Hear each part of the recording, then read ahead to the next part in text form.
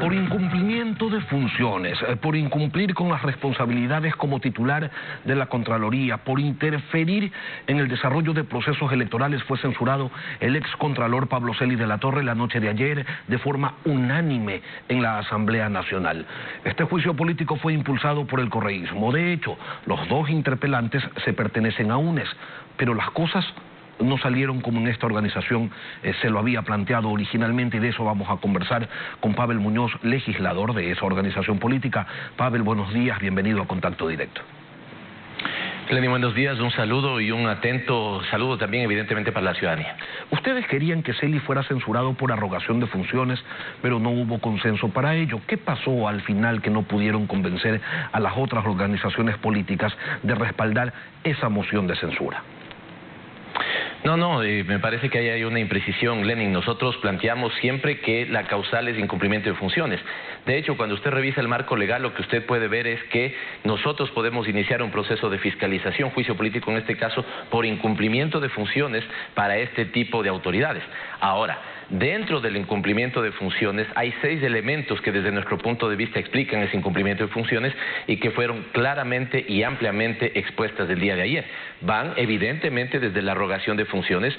Recuerde, y el país esto lo tiene absolutamente claro, cuando Celi es notificado con un documento público de que su encargo había cesado, lo rompe y empieza a ejercer la Contraloría no por fuerza del derecho, sino por imposición de lo que él quería.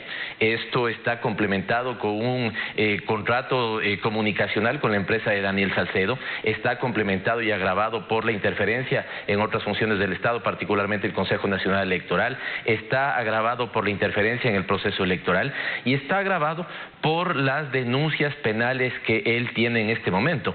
Son cerca de 16 o 18 las denuncias penales. Déjeme relatar algunas de ellas: delincuencia organizada, conformar una estructura delictiva, concusión, tráfico de influencias, incumplimiento de decisiones legítimas, usurpación de funciones, fraude procesal y peculado. Estas últimas que yo le he dicho, Lenin, ni siquiera son ya solamente de materia de indagación política, son en este momento materia de indagación penal. Así que la causal es incumplimiento de funciones, es esto lo que establece el marco legal de la Asamblea Nacional, y nosotros hemos sido claros en comprobar que ese incumplimiento se apoya en esos 6 elementos que he señalado.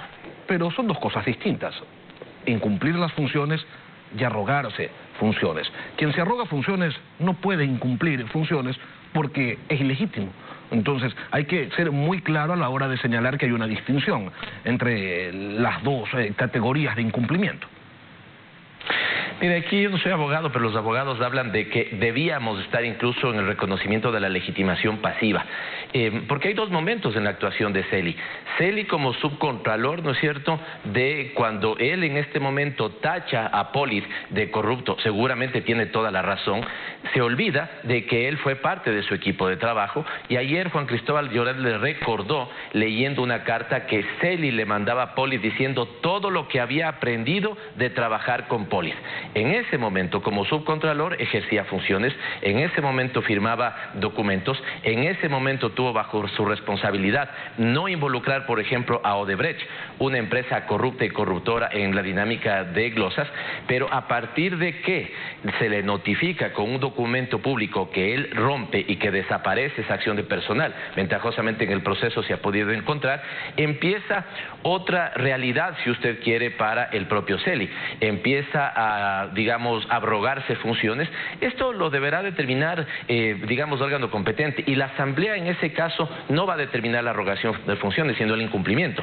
Pero lo que sí es importante, Lenin, es que el expediente completo en este momento pasará a la Fiscalía, y la Fiscalía tendrá más razones de juicio para saber si esto que yo también he relatado ahí, usurpación de funciones, se cumple en este caso. Desde distintos sectores se ha señalado, y usted los ha escuchado con toda seguridad, que la intención del correísmo era buscar la nulidad de algunos procesos que mantienen prófugo a Rafael Correa y presos a otros funcionarios de ese gobierno, y que para ello era necesario que se determine desde la Asamblea Nacional que Pablo Celi se había arrogado funciones y que por lo tanto todo lo actuado por él era ilegítimo. ¿Eso quedó o no claro? No, yo le diría que la mejor respuesta que pudimos dar el día de ayer nosotros como organización política, quien representó y quien emitió esa respuesta fue Fausto Jarrín, que habría que recordar que incluso ha sido el que ha liderado la defensa jurídica de Rafael Correa.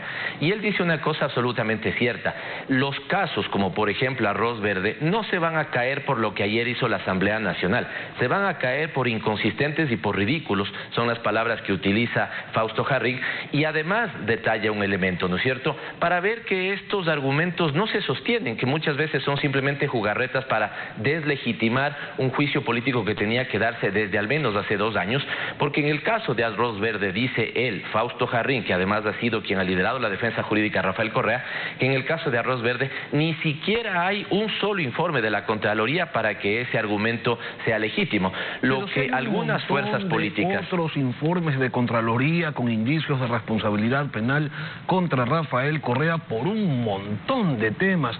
Es más, incluso también hay algunos que lo señalan a usted, Pavel, por ejemplo, el relacionado con el endeudamiento público. Y le pregunto nuevamente, ¿no es que querían dejar sin piso esos informes? No hablemos de Arroz Verde, que en Arroz Verde no hay informes de Contraloría. Hablemos de los otros informes que sí mencionan a Rafael Correa, que sí mencionan a muchos exfuncionarios de ese gobierno. Y entonces la intención era dejar sin piso esos informes, argumentando que Celi nunca debió actuar como contralor subrogante después del 2017 y de la rotura de la notificación que todos vimos en el país. Insisto, Lenin, no compre los argumentos de quienes quedaron absolutamente retratados del día de ayer por tener un doble discurso, y me refiero a las fuerzas políticas. Ellos quieren argumentar esto para decir, no le vamos a hacer el juego al correísmo, ¿no es cierto?, y no vamos a ser cómplices de ese enjuiciamiento.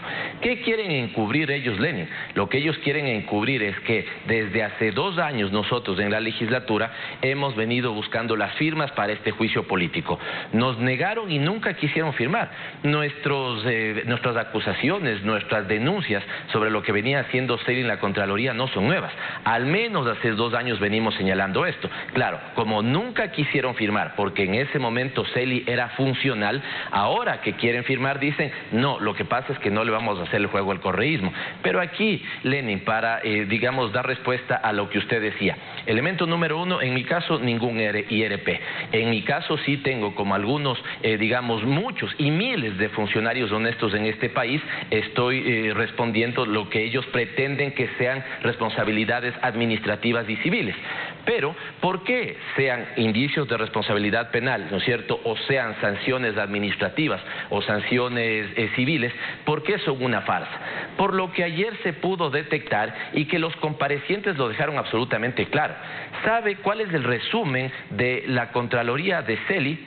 Se resume en una frase: la Contraloría generaba los problemas para luego venderte, literalmente venderte las soluciones. Y permítame, Lenin, no decirlo en mis palabras, déjeme ponerlo en las palabras de un abogado del país. Esto ya debería preocupar cuál es la visión que tienen los abogados de esa Contraloría, y además claramente opositor a la fuerza del correísmo. Felipe Rodríguez, de un artículo editorial de hace poco, dice lo siguiente, permítame dar lectura. Contraloría identifica, este es el modus operandi, dice él. Contraloría identifica 10 corruptos. Los 10 corruptos, muy atentos, entregan su coima. Contraloría desvanece la responsabilidad de los 10 corruptos, que son coimadores. Pero el hecho delictivo no desaparece. ¿Cómo tapa ese hueco? Simple. Se rellena con 10 inocentes que mientras dormían tranquilos pasan a ocupar el puesto de los 10 sobornadores. Pues sí. Por eso, dice él, la Contraloría emitió tantos indicios de responsabilidad penal y tantas glosas, puso de carnada a los inocentes para permitir escapar a los culpables, y sí, ustedes, una vez que la prensa hizo público los IRPs, masacraron sin pudor y sin asco a la sangre a todos los que estaban en la lista. Este fue el modus operandi. Por lo tanto, Lenin, es absolutamente claro que aquí operó una estructura, y no me refiero a la Contraloría de los funcionarios y funcionarias honestas, que seguramente lo hay. Me refiero a la Contraloría que estableció Celi, donde muchas de las glosas, por ejemplo, o indicios de responsabilidad que eran bien sustentados, fueron coimadas y salieron de esa responsabilidad. Pablo. Y muchas otras que no tienen fundamento, ¿no es cierto?, hoy se defienden o nos defendemos en el Tribunal Contencioso Administrativo.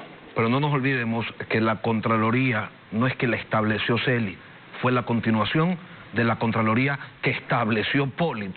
el Contralor 100 sobre 100. Designado en el gobierno de Lucio Gutiérrez, designado en el gobierno de Lucio Gutiérrez. Y que ustedes lo mantuvieron y que era funcional y que se reunía con el tío de Jorge Glass en el Swiss Hotel para negociar cómo se levantaban las glosas que tenía Odebrecht. Es público, ¿no? Está sancionado. Lenin, aquí lo que tenemos es un contralor. Aquí lo que tenemos es un contralor que fungió de contralor, que hizo de la extorsión y la persecución una operación de Estado. ¿Un contralor o dos contralores que hicieron eso? Los dos hicieron eso, seguramente. De la extorsión y de la persecución, una operación de Estado. Pavel Muñoz, asambleísta de UNES. Gracias por acompañarnos hoy aquí en Contacto Directo. Lenin, buen día.